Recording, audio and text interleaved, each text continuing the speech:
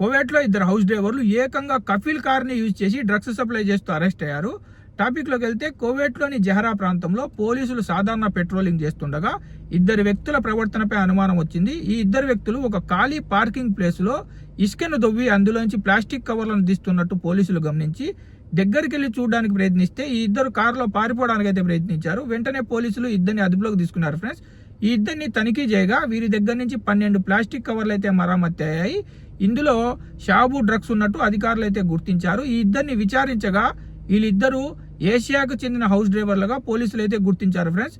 తర్వాత మరింత విచారణ జరపగా వీళ్ళిద్దరూ డ్రగ్స్ సరఫరా చేస్తున్నట్టు, అలాగే ఈ డ్రగ్స్ సరఫరాకు ఏకంగా కఫీల్ యొక్క కార్నే యూజ్ చేస్తున్నట్టు వీళ్ళైతే ఒప్పుకోవడం జరిగింది. ఇంకా అధికారులు మరింత విచారణ జరపగా ఈ కువైటీ స్పాన్సర్కి ఈ డ్రగ్స్ సరఫరాకి ఎటువంటి సంబంధం లేదని అధికారులు అయితే స్పష్టం చేశారు. ఇంకా అలాగే కార్ని సీజ్ చేసుకున్నారు, డ్రగ్స్ ను స్వాధీనం చేసుకున్నారు. అరెస్ట్ అయిన ఈ ఇద్దరిని సంబంధిత అధికారులకు అయితే అప్పచెప్పారు. వీరి మీద కఠినమైన చర్యలు తీసుకోనున్నట్టు అధికారులు అయితే స్పష్టం చేశారు. కువైట్లో డ్రగ్స్ మీద కొత్త చట్టాలు అయితే తీసుకొచ్చారు గతంలోనే. ఈ కొత్త చట్టాల ఆధారంగా ఇలా డ్రగ్స్ కేసులో అరెస్ట్ అయిన వారి మీద కఠినమైన చర్యలు అయితే తీసుకుంటారు.